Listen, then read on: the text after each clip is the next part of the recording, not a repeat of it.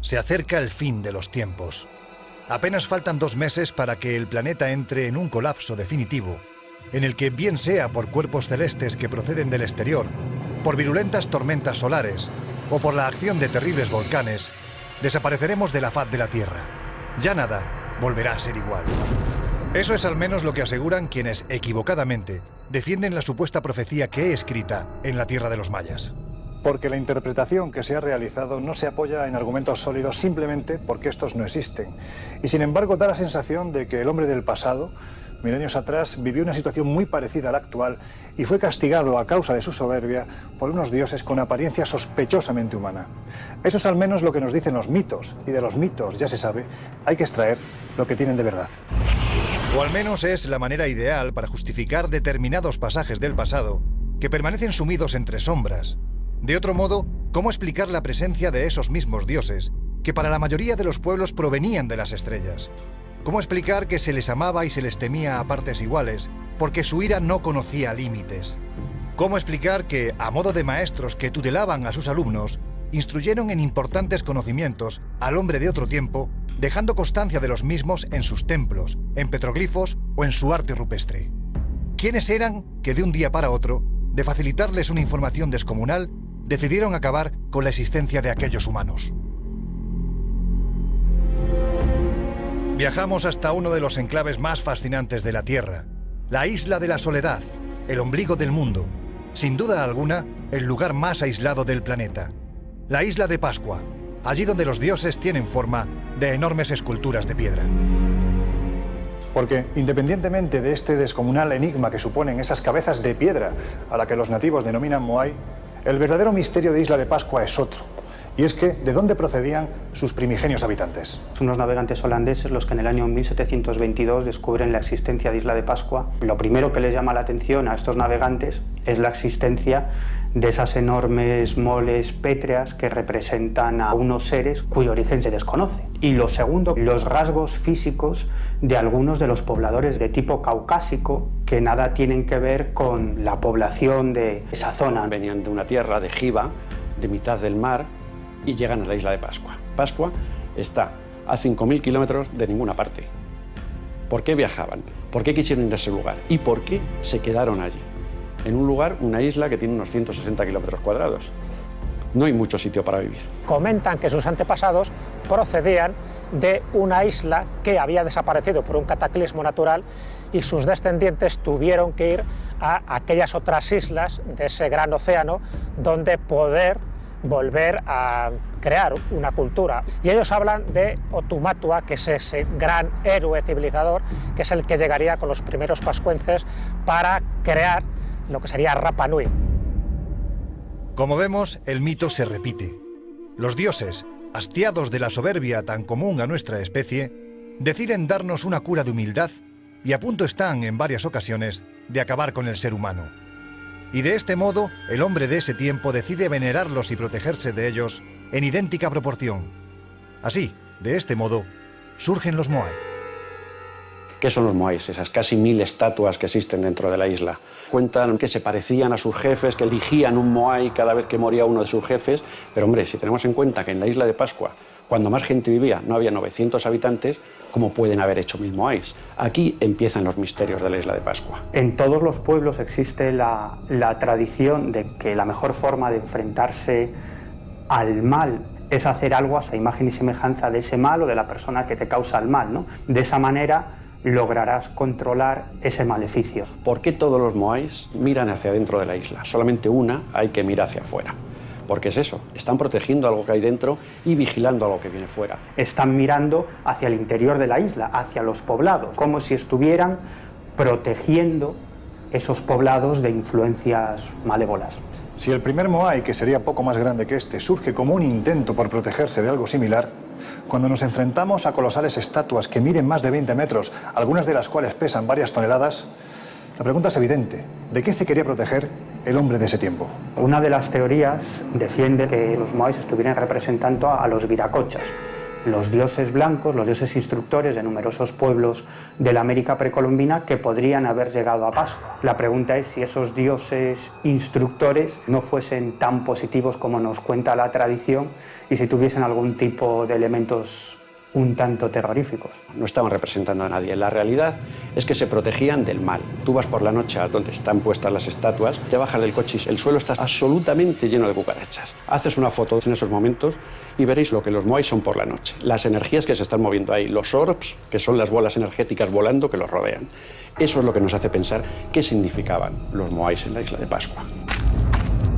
Pero volvamos a una cuestión tan atractiva como polémica, el punto de partida común. Porque aunque parezca mentira, argumentos para pensar en ello los hay.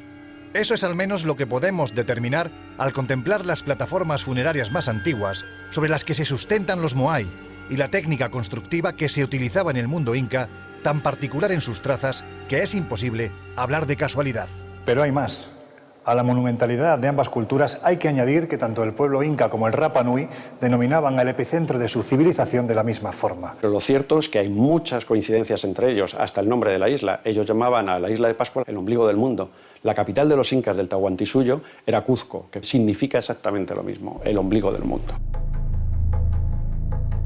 Cuando uno va a Perú y empiezas a encontrarte con construcciones ciclópeas, estamos hablando de culturas pre-incas. Ese tipo de construcción es un enigma porque estamos hablando de bloques de más de 20 toneladas trasladadas a veces a decenas de kilómetros y construidas de una forma que no podemos todavía ni imaginar. Los restos de piedra de los pascuenses o los rapanuis son exactamente iguales a los que encontramos en Sacsayhuamán, al lado de Cuzco. Son muros enganchados, prácticamente pegados, sin argamasa y perfectos.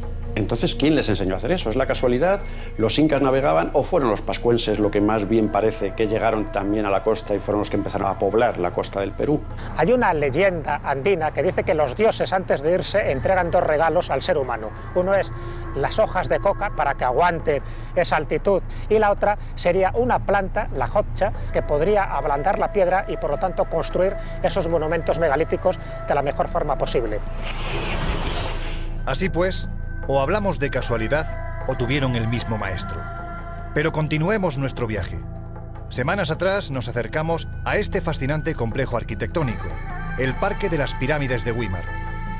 Porque de las Islas Canarias se ha dicho que formaron parte de un supercontinente hundido en la noche de los tiempos en esta otra parte de la Tierra. Y hay expertos que defienden que, entre otros vestigios, las pirámides de Güímar serían lo más importante. Su nombre era Atlántida. La referencia más antigua que tenemos de la Atlántida proviene de Platón. Refleja las costumbres, la forma de vivir, la riqueza, la soberbia y la posterior destrucción por parte de los dioses de esa gran cultura. Hablan de que existía una isla más allá de las columnas de Hércules, tan grande como Asia y Libia juntas. Las columnas de Hércules era perfectamente conocido en el mundo antiguo, que eran el estrecho de Gibraltar. Platón, en su diálogo Critias, relaciona la Atlántida con Egipto. En el mundo de la cultura egipcia, curiosamente, hay una tradición de pueblos marineros que vinieron del occidente, que eran semidioses, semisacerdotes, que trajeron la religión a Egipto. Las cronologías coincidirían y por tanto es una hipótesis literaria, pero bueno, que tiene fuentes clásicas, el pensar que estos atlantes tuvieron relación con un incipiente Egipto que empezaba a entrar en el Neolítico, mientras que los atlantes ya conocían el metal. Platón nos dice que más allá de las columnas de Hércules, pero no demasiado lejos, puesto que estos pueblos atlantes comerciaron, incluso guerrearon con otros pueblos de la Riviera Mediterránea, con lo cual no puede estar en mitad del Atlántico, ni Groenlandia, en Irlanda. Nos han dado ubicaciones absolutamente disparatadas. Los mitos no dudan a la hora de ofrecernos una idea aproximada de aquellos que habitaban en el continente atlante. Gentes capaces de dominar el clima, la magia en esencia, con una cultura muy avanzada que nunca antes ni después se ha visto nada igual.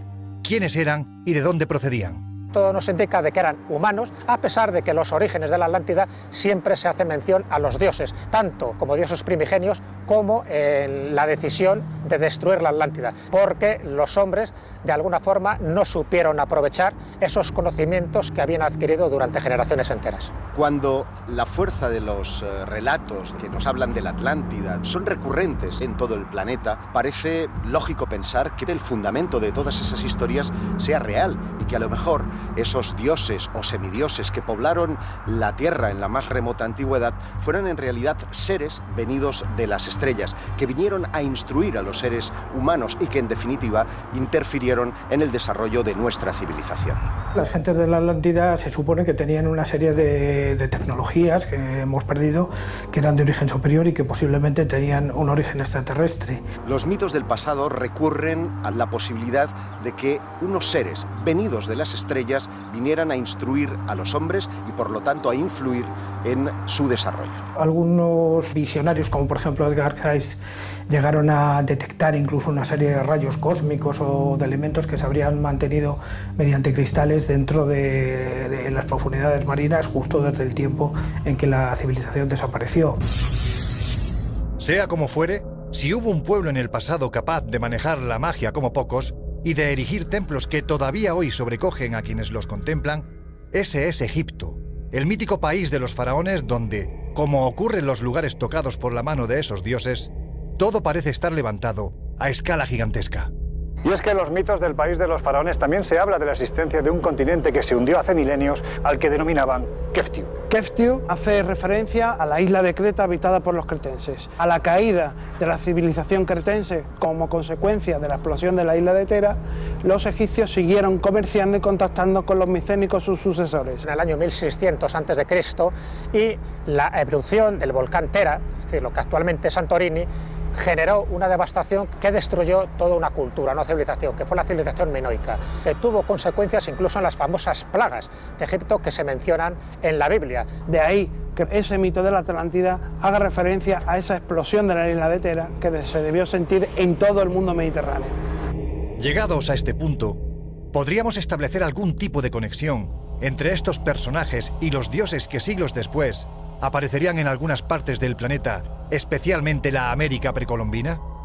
¿Serían los herederos de aquellos que en tiempos remotos habitaron el mítico continente? ¿O por el contrario, como aseguran las tradiciones de medio mundo, procedían de las estrellas? ¿Justificaría de algún modo que el hombre tuviese un miedo ancestral a dichas entidades tan físicas que interactuaban con ellos?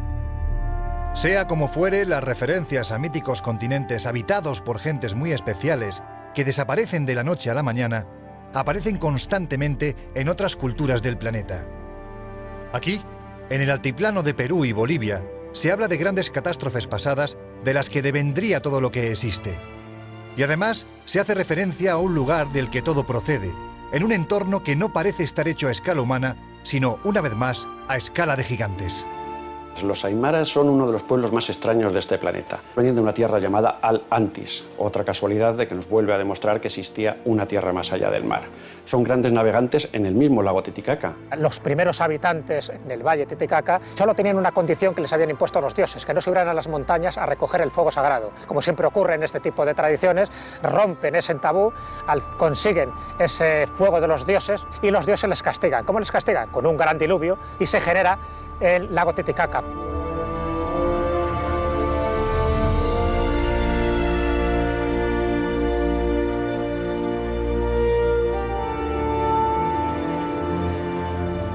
La expedición de Cousteau en el lago Titicaca fue una de las cosas más extrañas que han ocurrido en ese lugar. Tuvo 2 meses con 2 mini submarinos. Lo único que dio como resultado Cousteau fue que había encontrado un gran batracio de más de 1 metro que estaba sin clasificar. Y al cabo de los años, un chileno hace una película y demuestra en la película que hay calzadas subterráneas de piedra bajo el lago.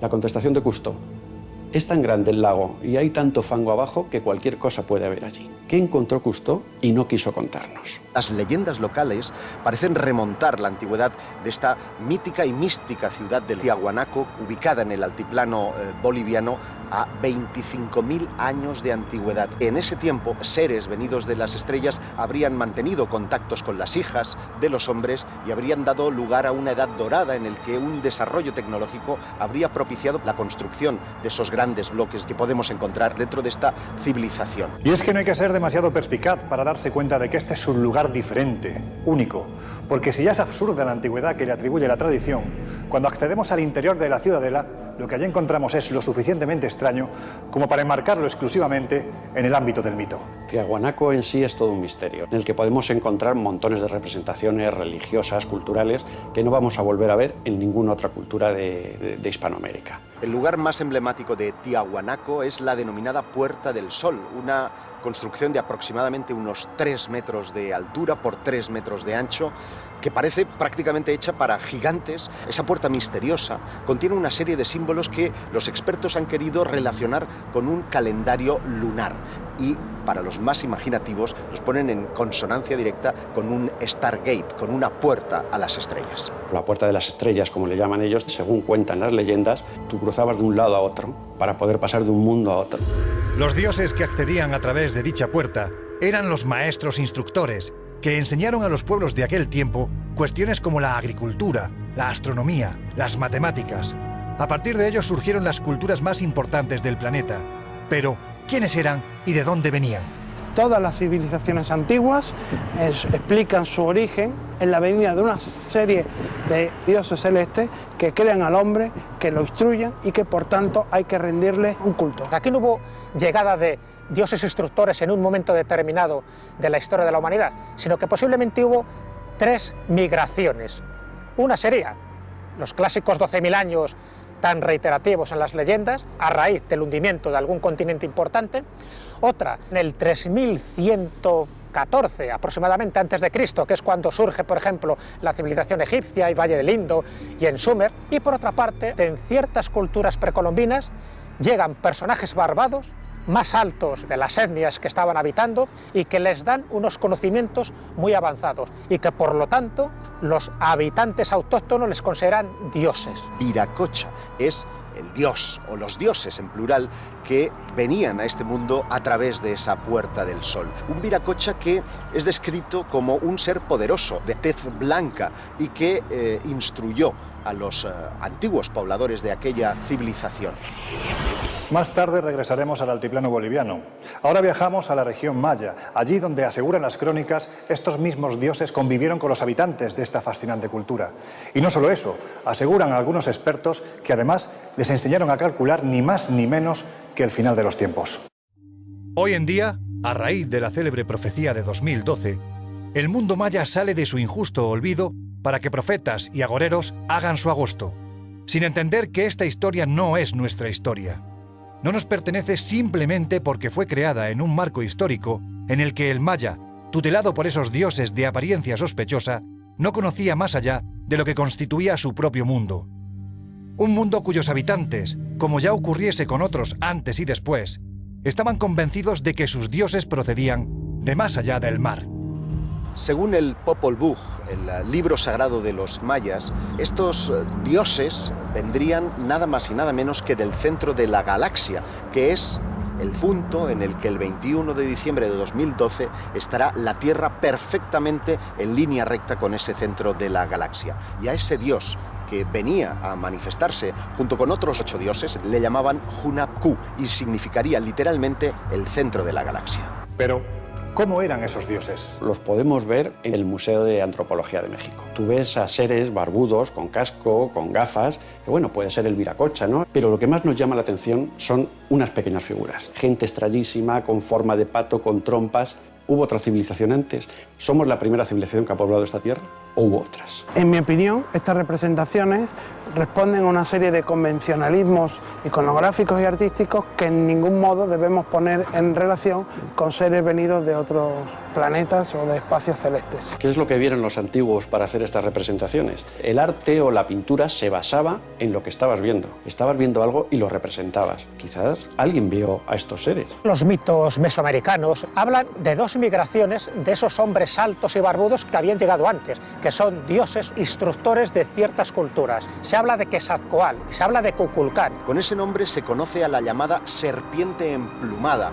Era el instructor con respecto a muchos de los conocimientos que permitieron distinguir a la civilización maya como una de las más avanzadas. Alguien llegó a esa zona del continente que les instruyó en ciertas técnicas importantes y que luego, cuando se van con la promesa de volver, la gente los considera dioses. Kukulcán, Quetzalcóatl, Ra, muchos de los mitos de los dioses alados parecen estar aludiendo a la posibilidad de visitas extraterrestres.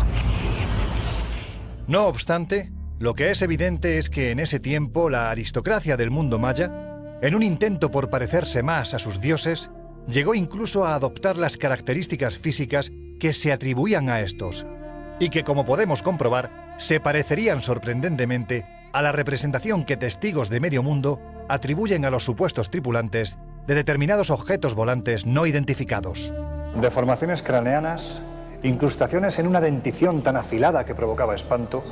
La verdad es que cuando atendemos a la descripción que los antiguos mayas hacían de sus dioses, no es difícil caer en la tentación de pensar que estos venían de un mundo oscuro y repleto de sombras y no de esas alturas de las que, por otro lado, se aseguraba que procedían. Muchas civilizaciones han optado por una deformación craneal específica, que parece estar en consonancia con las descripciones modernas de aquellos que han tenido contactos con seres presuntamente extraterrestres. Se han barajado muchas teorías. Unos decían que podía ser por cuestiones terapéuticas, otros decían que por cuestiones rituales.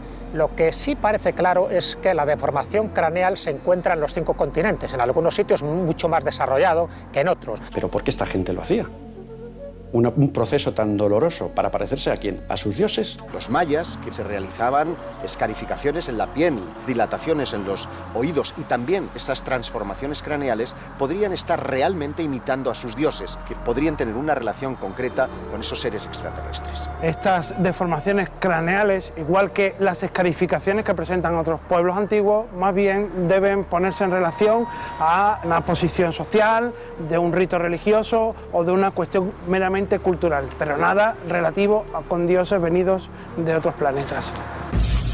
Aquel pueblo capaz de controlar el tiempo con una precisión asombrosa, de levantar estructuras piramidales monumentales como las de Tikal o Kobá, desapareció como si se hubiese volatilizado, como si de repente, llegado el caso, se hubiesen marchado con esos mismos dioses a los que adoraban y temían al lugar del que procedían, como si detrás de la profecía, como se asegura en esta tierra exuberante, se escondiese el mayor secreto del mundo maya. Hoy recorremos los conjuntos arqueológicos mayas, buscando la prueba que confirme que el final está cercano, que los dioses del pasado regresarán para cobrarse el precio que deseen, sin entender que el mayor de los misterios que rodea a este pueblo es precisamente el de su desaparición. En el año 905 después de Cristo ocurre un cambio climático muy prolongado que provocó una serie de consecuencias catastróficas que a la cultura maya no le quedó más remedio que disolverse, desaparecer y los mayas quedar camuflados en culturas muy posteriores. En realidad, el interrogante prevalece y permanece. Algunos han recurrido a la posibilidad de que los verdaderos mayas desaparecieron porque regresaron a sus puntos de destino, como que su origen estaba en las estrellas y a las estrellas han regresado. Hay una conjunción de factores que provocan la desaparición de la cultura maya. La aparición del fenómeno del Niño, con la sequía que conlleva, la tala indiscriminada que realiza de los árboles y una serie de guerras continuadas entre las distintas ciudades mayas que provoca la propia decadencia de esta cultura. Nos contó un chamán maya en Kobá que los mayas controlaban también el tiempo, que es cierto, dominaban el tiempo como incluso no hemos dominado nosotros. Los mayas no se han ido, los mayas están aquí con nosotros, en otro plano, en otro campo de física cuántica, pero están viviendo aquí con nosotros.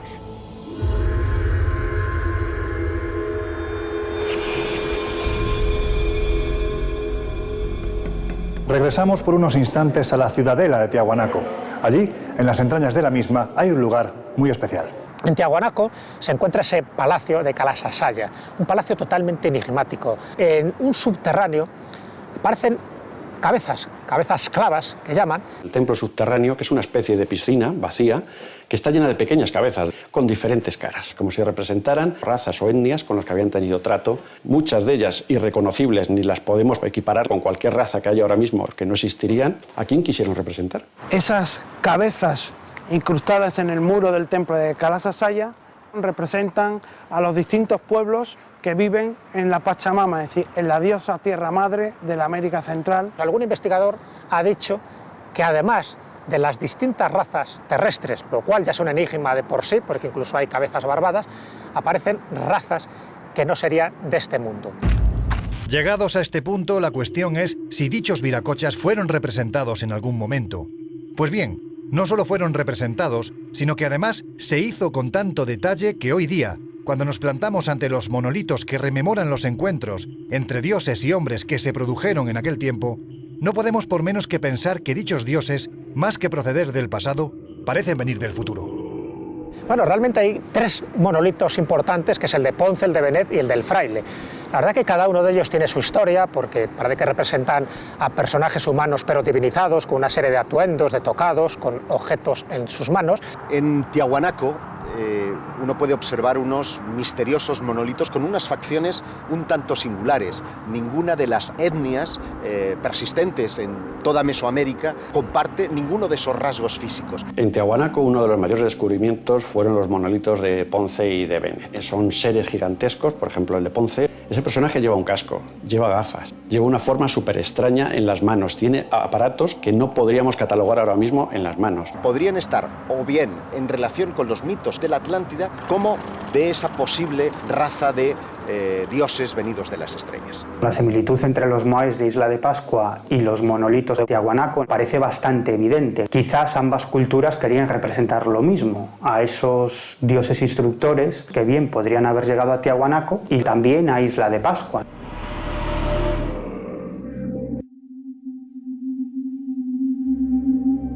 Y es que, como vemos, no son los únicos lugares donde encontramos colosales estructuras como estas, que de un modo u otro nos están enseñando lo que el hombre del pasado veía o intuía que había detrás de aquello a lo que había divinizado. Representaciones a escala más reducida que también encontramos en otro lugar absolutamente fascinante y extraño, como es la región de la selva de montaña amazónica, más concretamente donde se ubica la civilización de los Sashapuyas, los hombres de la niebla. Todo en estas junglas es misterioso. En la laguna de los Cóndores, por ejemplo, encontramos los sarcófagos de Carajía, el lugar donde debían de iniciar el camino entre nuestro mundo y el de los dioses, aquellos privilegiados que, una vez muertos, eran enterrados en el interior de estas esculturas de madera que recuerdan demasiado a los Moai de Pascua. Además, los miembros de esta cultura se dieron a la construcción de ciudades que se ubicaban a más de 3.000 metros de altura, auténticas fortalezas sin sentido porque nadie ascendía hasta aquellas cotas para atacarlos. Fortalezas con muros de más de 20 metros de altura, que se parecen demasiado a algunas construcciones de los incas y que fueron levantados por un pueblo que parecía no querer protegerse de aquello que procedía de debajo de las nubes y sí de aquello que venía de las estrellas. Porque la descripción que de ellos se hacía en las crónicas de grandes como Pedro Cieza de León, que acompañó a Pizarro durante la conquista del Perú, dejaban mucho margen a la duda. Lo mejor es cuando nos relata cómo eran las gentes que allí vivían. Eran tipos rubios, tipos altos, pelirrojos. No tiene nada que ver con el aymara. El aymara estamos hablando de hombres de 1,50, tez oscura, bajitos. Nadie les habló de su procedencia, ni de dónde venían o a qué raza pertenecían. La crónica de Pedro de Cieza lo que nos van a relatar son los distintos grupos que habitaban en la altiplanicie andina y por tanto relata las distintas formas de vida, de costumbres, de vestimenta. Culturas que estaban en los mismos tiempos funcionando, estaban adorando a los mismos dioses, adoraban al sol, todos miraban hacia arriba. De arriba es de donde venía su dios, su bien y su castigo. ¿Si existe algo que los une? Por supuesto que existe. Podría tener mucho que ver con la existencia de la Atlántida, ¿no? Porque los primeros pobladores de Isla de Pascua vivían en una isla en medio de los mares llamada Giva, que en un momento determinado fue sumergida por las aguas. Y esos pobladores de esa extraña isla llamada Giva finalmente recalaron en Isla de Pascua. Nunca debemos relacionarlas con distintos dioses o distintos seres venidos de otros planetas. La mayor muestra de una gran fortaleza la tenemos en la ciudad de Cuela. Una ciudad con murallas ciclópeas, una pequeña puerta para acceder a ella, no se puede entrar por otro lado, con lo cual gente de gran tamaño o gigantes jamás podrían entrar ahí. El fin era de avistamientos, pero ¿qué avistamiento? ¿Ver si venían a conquistarles desde abajo? No, ver si venían a conquistarles desde arriba.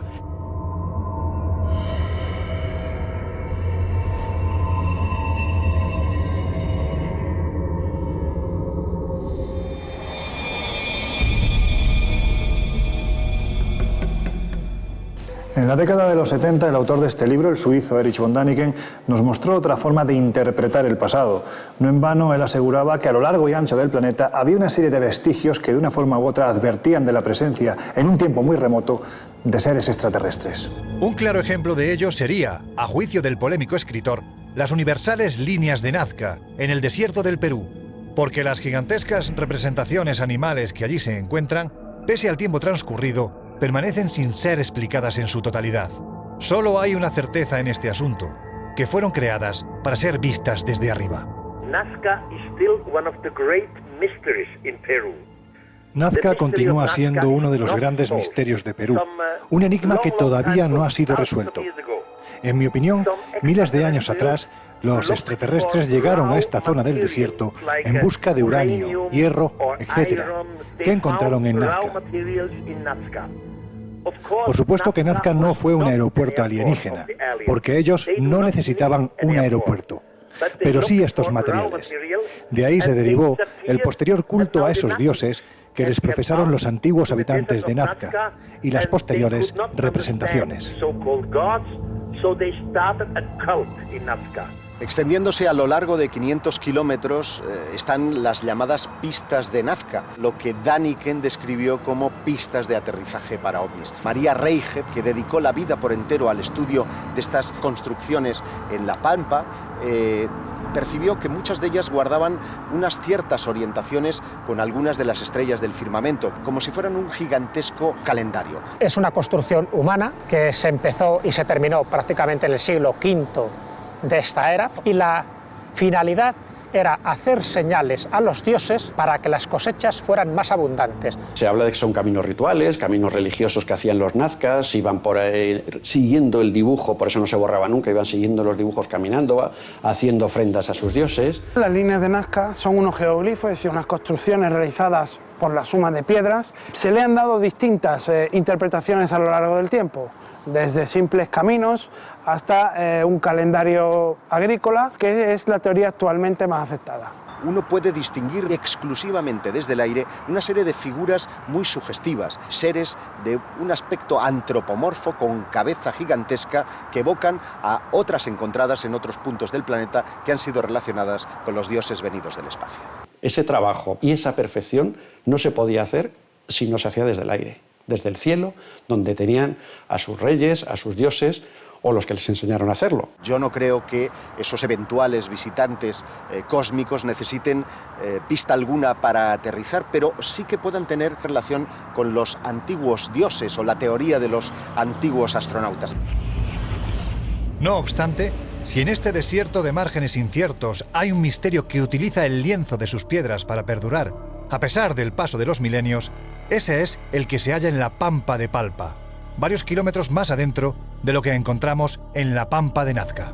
Porque las representaciones que allí se encuentran se parecen demasiado a algunas que ya hemos visto en otras latitudes, y como esas otras, nada o casi nada tienen que ver con algo humano. Una vez nos ofrecieron volar las líneas de Pampa y encontramos una especie de ser con una corona como si tuviera fuego en ella, un cinturón, una falda, o los ojos abiertos, rasgados, como si fuera un ser extraterrestre. No tenía nada que ver con las líneas de Nazca. Este ser es el oculado. Si en algo se distinguen es por tener diseños todavía más inquietantes, que recuerdan mucho a esas representaciones prehistóricas que se han encontrado en Australia o en Argelia.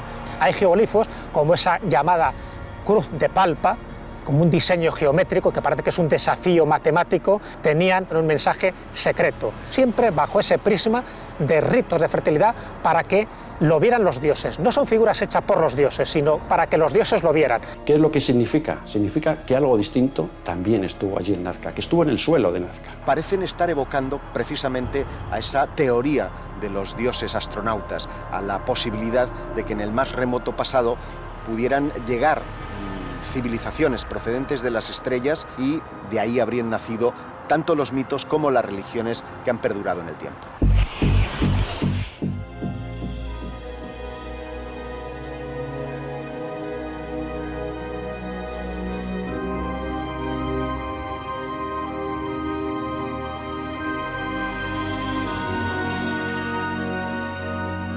La selva crece en esta parte del planeta, dejando patente que aquí no hacen falta grandes murallas de piedra para protegerse de potenciales enemigos, porque la vegetación hace dicho papel, ocultando de propios y extraños las grandes ciudades que se encuentran en sus entrañas, como si quisiesen esconderse de alguien, como si deseasen ocultar un secreto que jamás debiera ser desvelado.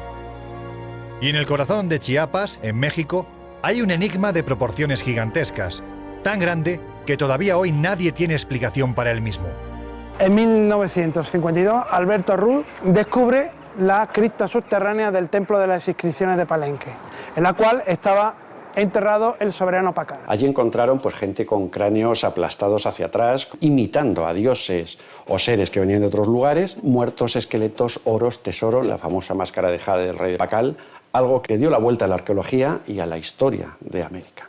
Uno de los debates que mayor polvareda ha levantado en círculos académicos es la lápida bajo la cual está enterrado el rey Pacal. En ella podemos ver al propio rey tocando los instrumentos de lo que a simple vista podría ser interpretado como una cápsula espacial. Esa opinión fue desmontada ya posteriormente, sobre todo por Fernando Jiménez del Oso, quien describió que simplemente se trataba de alguien que había sido puesto en posición fetal como orando a sus dioses. Algunos autores han querido ver un ser de otro planeta. Lo que ahí existe es una representación del dios como dios del maíz que sobrevive a la muerte. No está tripulando ninguna nave, sino que está montado encima de una ceiba, que la ceiba es el árbol sagrado de los mayas. Las raíces de la ceiba están representando el inframundo, el tronco sería la vida terrenal y las ramas sería la parte celestial. Y él está en cuclillas, es decir, esa posición fetal que es lo que indica el morir en una etapa y renacer en la otra etapa. Tú ves ese dibujo, bueno, unos ven la ceiba de la vida.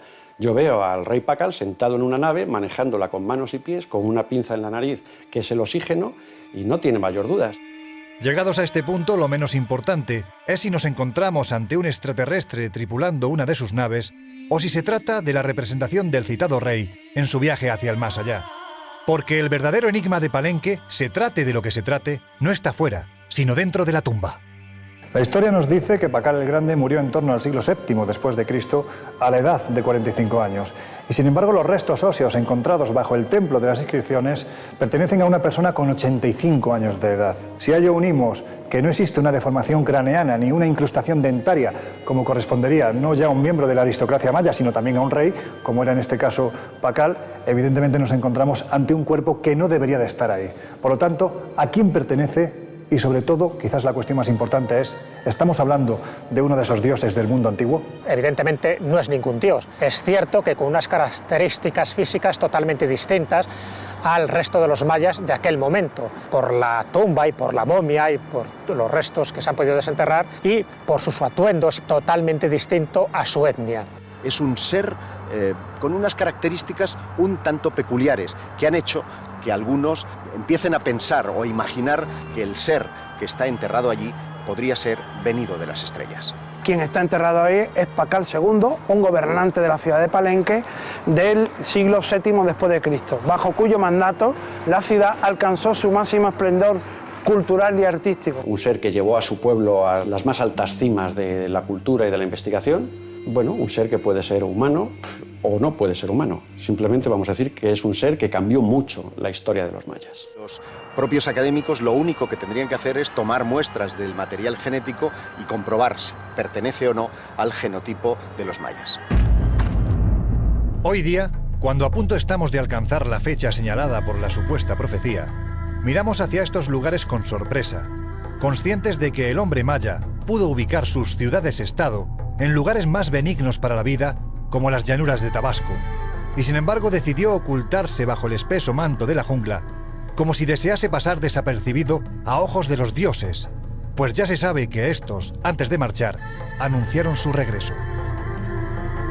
Todas las leyendas de todo el mundo nos hablan de dioses que instruyeron a los hombres y de dioses que prometieron regresar. Si la Tierra está alineada con el centro de la galaxia ese 21 de diciembre de 2012, ¿por qué no pensar que ese retorno se produce en esa fecha? Hay algunos que defienden que estos dioses procederían de la mítica Atlántida, del continente sumergido, y hay otros que van más allá y apuntan a la posibilidad de que fuesen dioses extraterrestres, es decir, seres procedentes de otro mundo, ¿no? Sí hubo dioses instructores, otra cosa es la procedencia de estos llamados dioses, y dejaron ciertas pruebas, ciertos monumentos que indican que hubo una presencia no humana que en algún momento pudieron ayudar a culturas antiguas, a esos reinos perdidos. Que dicen las crónicas españolas de la conquista de América, que muchos pueblos indígenas consideraron a los españoles como esa reencarnación de los dioses, al menos en los inicios de la conquista. La hipótesis del regreso de los dioses antiguos es una hipótesis muy barajada que se puede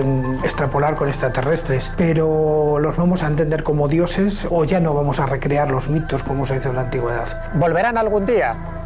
Yo creo que esos restos están ahí como un desafío a la ciencia, a la arqueología y a la historia. ¿Regresarán los dioses? ¿De dónde? ¿Dónde están habitando hasta ahora? Si pensamos que alguna vez estuvieron, ¿por qué no han de volver? O lo peor, quizás estén ya aquí. Quizás hace mucho tiempo que están con nosotros y nunca se han ido, ¿no? Son los ovnis. Y es que esta historia está escrita sobre la superficie imperecedera de la piedra, desde hace milenios, para que aquello que nos cuenta no se pierda jamás, avisando de que los dioses del tiempo antiguo se revolvieron contra la soberbia del ser humano. Un tiempo que, creamos en profecías o no, se parece demasiado al que nos toca vivir. Abramos los ojos ante las advertencias que nos llegan del pasado, ahora que todavía estamos a tiempo.